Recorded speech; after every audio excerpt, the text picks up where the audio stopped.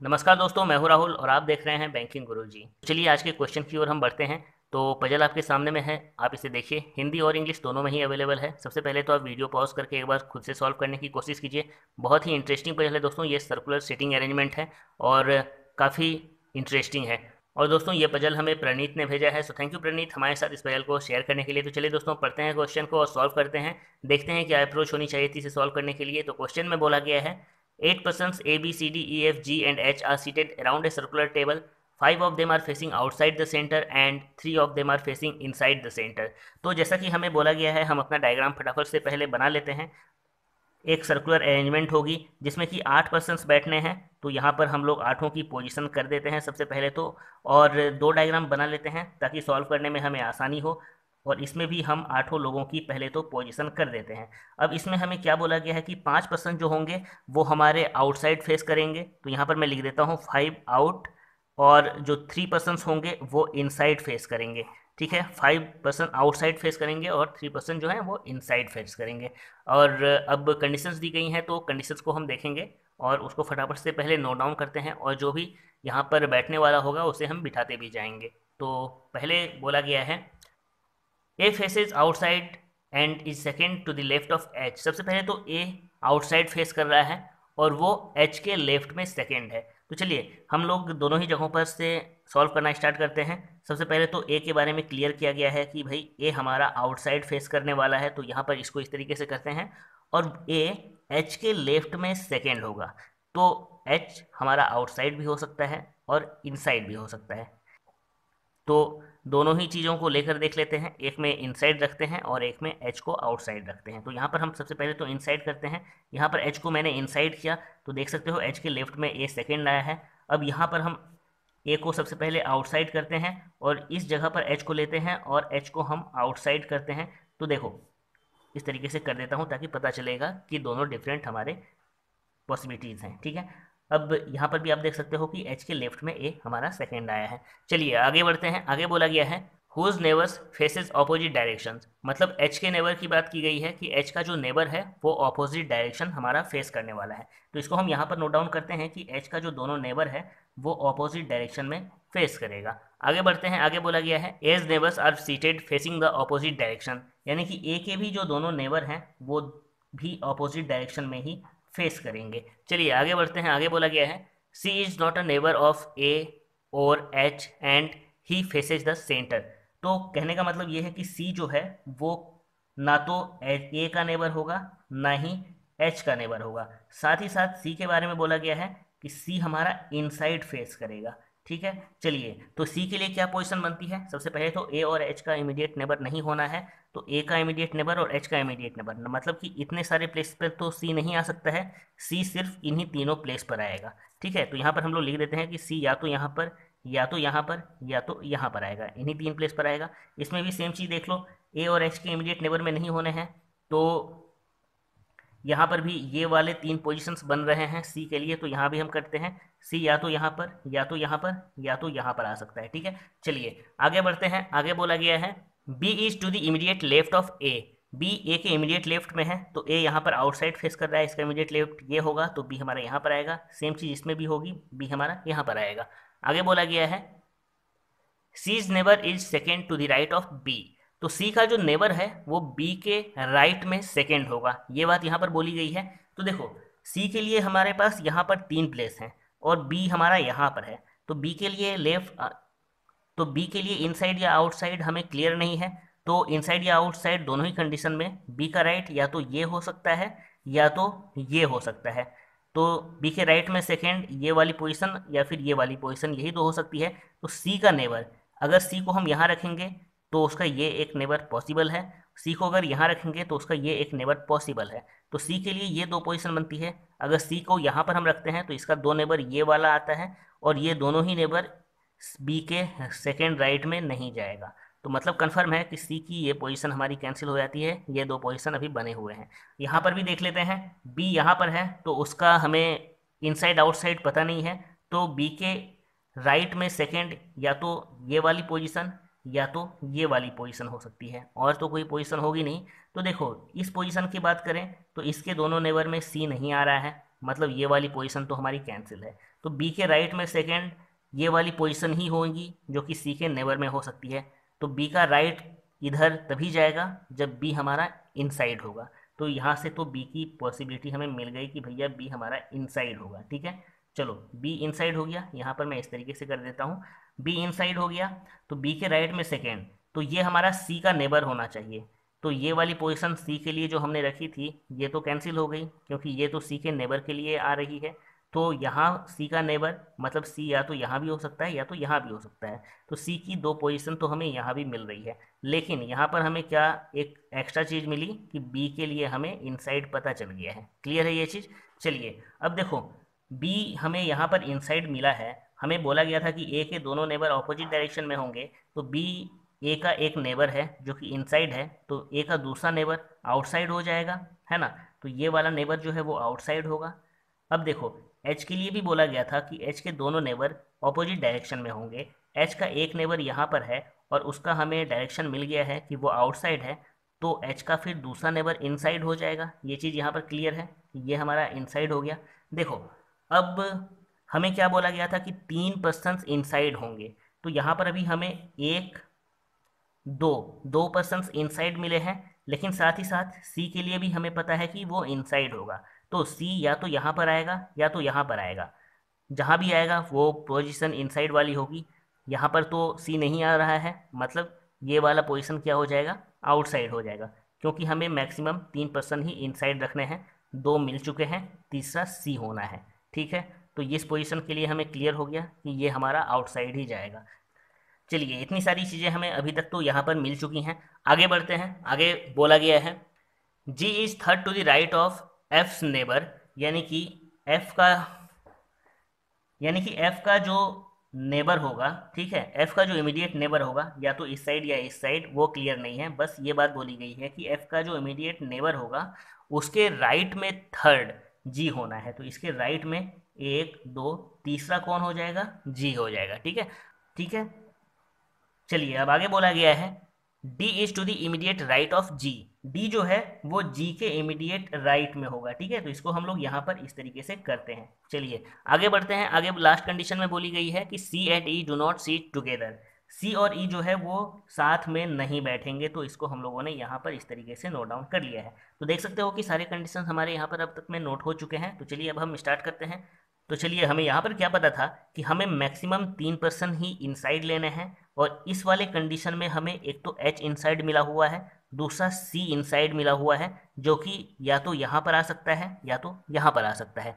एक और person inside में आना बाकी है। तो देखो यहाँ पर हमें क्या बोला गया है कि एच और ए इन दोनों के जो इमीडिएट नेबर्स होंगे वो ऑपोजिट डायरेक्शन में होंगे। ठीक है, तो यहाँ पर आप देख सकते हो कि ए और एच दोनों का एक कॉमन नेबर है बी। ठीक है, तो पहले हम क्या करते हैं, बी को अगर इनसाइड लेंगे हम, अगर बी को इनसाइड लेते हैं, ठीक है, तो फिर एच का एक नेबर इनसाइड हुआ तो एच का दूसरा नेबर आउटसाइड हो जाएगा।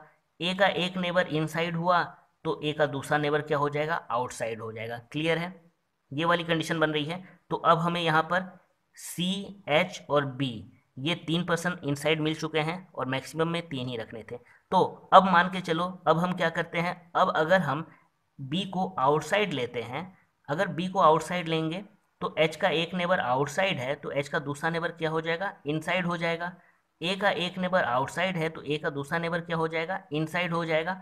अब ऐसे कंडीशन में हमें कितने इनसाइड मिल गए हैं, ये एक दो तीन चार, हमें 4 पर्सन्स इनसाइड के मिले हैं, लेकिन मैक्सिमम 3 ही लेने हैं। तो यहाँ से एक बात क्लियर है कि बी हमारा आउटसाइड नहीं होगा बल्कि इनसाइड होगा। समझ में आ गया ये चीज़? तो बी को हम इनसाइड लेते हैं, एच का नेबर इनसाइड तो दूसरा नेबर आउटसाइड, ए का एक नेबर इनसाइड तो ए का दूसरा नेबर आउटसाइड। समझ में आ गया? तो अब देखो हमें इनसाइड वाले एक दो और एक सी 3 पर्सन मिल गए हैं, तो अब इसके अलावा जितने पोजीशंस होंगे सारे आउटसाइड में जाएंगे। ठीक है, तो कौन सा पोजीशन बच रहा है, सिर्फ ये पोजीशन बच रहा है, ये हमारा आउटसाइड में जाएगा। अब सी के लिए तो क्लियर नहीं है, जहाँ भी सी बैठेगा वो इनसाइड हो जाएगा और दूसरा आउटसाइड। समझ में आ गया? चलिए, तो ये वाली कंडीशन हो गई, ये भी हो गई, ये भी हमारी हो चुकी है। सी ई नेबर में नहीं होंगे। अब देखो यहाँ पर देखो, एफ का जो इमीडिएट नेबर होगा उसके राइट में तीसरा जी होना है और जी के राइट में इमीडिएट में डी आएगा, ठीक है। तो अगर एफ को हम यहाँ पर रखते हैं, अगर एफ को हम यहाँ पर रखते हैं तो उसका दो नेबर है। अगर इस नेबर की बात करें तो इसके राइट में तीसरा जी होना है, ये आउटसाइड है तो इसके राइट में एक दो के बाद यहाँ पर जी आएगा, और यहाँ पर अगर जी आता है तो उसके राइट में डी होगा, तो इसका आउटसाइड है तो इसका राइट में डी, ये वाला पोजीशन। हाँ देखो ये चीज़ तो फॉलो हो रही है। अगर एफ को हम यहाँ पर रखते हैं और इसके साथ लेकर चलते हैं तो ये कंडीशन हमारी फॉलो हो रही है। अच्छा हाँ देखो यहाँ पर एक चीज़ हो गई कि बी का हमें इनसाइड पता चल चुका है, तो हम सी की पोजीशन फिक्स कर सकते हैं। कैसे?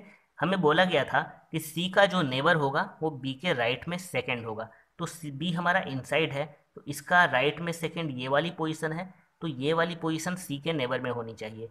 तो इसका एक नेबर एच है तो दूसरा नेबर फिर सी होगा, 100% कन्फर्म है, तो सी हमारा इस प्लेस पर कन्फर्म हो जाएगा। क्लियर है ये चीज़? क्योंकि बी के राइट में सेकंड हमारा सी का नेबर होना चाहिए, ये चीज़ बोला गया था। चलिए तो इसको हम यहाँ से काट देते हैं, सी हमारा यहाँ पर कन्फर्म हो गया और सी क्या था, इनसाइड था। चलिए इसको यहाँ पर रखते हैं, तो एफ को हम यहाँ पर रखते हैं। तो एफ को यहाँ पर रखने पर इस नेबर के साथ में ये वाली पोजीशन तो हमारी क्लियर हो रही है। कैसे? इसके राइट में एक दो तीसरा जी और इसके में राइट में डी। अच्छा यहाँ पर अब नहीं आ रहा है, देख सकते हो, ये वाली जो हमने पॉसिबिलिटी रखी थी ये काट देते हैं क्योंकि अब ये फॉलो नहीं हुआ है।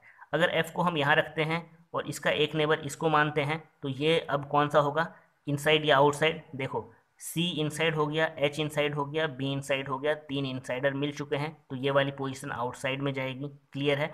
तो इसको यहाँ पर एफ रखेंगे और इस वाले पोजीशन से हम देखते हैं इस नेबर से, तो इसके राइट में एक दो के बाद जी, इसके राइट में डी नहीं आएगा। अब एफ को अगर हम यहाँ पर रखते हैं इस वाले पोजीशन पर, तो इसका दो नेबर है, दोनों ही नेबर से हम चेक करते हैं। पहले इस नेबर से चेक कर लो, यहाँ से एक दो तीसरा जी नहीं आ पाएगा। इस नेबर से चेक कर लेते हैं, राइट इधर जाएगा, एक दो तीसरा जी नहीं आ पाएगा। अब एफ को अगर हम यहाँ पर रखते हैं तो इसके राइट में, एफ को अगर हम यहाँ पर रखते हैं तो इसका एक नेबर ये है, तो इसके राइट में एक दो तीसरा जी आएगा लेकिन फिर डी नहीं आ पाएगा। अगर इस नेबर को लेकर देखेंगे तो इसका राइट इधर जाएगा, तो इधर आने पर एक दो तीसरा जी आएगा और उसके राइट में डी आ जा रहा है। बिल्कुल, यानी कि यहाँ पर अगर हम एफ को लेकर चलेंगे तो सी के साथ ये वाली कंडीशन फॉलो हो रही है। अब एक ये वाली पोजीशन बची हुई है तो यहाँ से भी चेक कर ही लेते हैं। अगर एफ को हम यहाँ पर रखेंगे तो इसके एक नेबर से राइट में एक दो तीसरा जी आ रहा है और इसके राइट में डी नहीं आ रहा है। अब इस नेबर से देख लो, इसके राइट में एक दो तीसरा जी आ रहा है, इसके राइट में ये वाली पोजीशन डी आ रही है।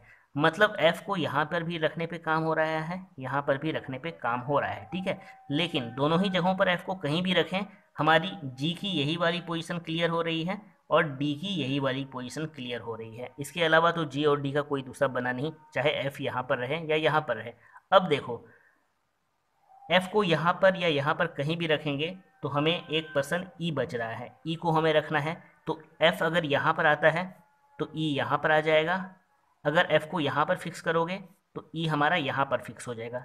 लेकिन दोनों ही कंडीशन में ई हमारा सी के इमीडिएट नेबर में जा रहा है, जो कि यहाँ पर बोला गया है कि सी ई का इमीडिएट नेबर नहीं होगा। मतलब यहाँ पर ये कंडीशन हमारी कैंसिल हो जाती है।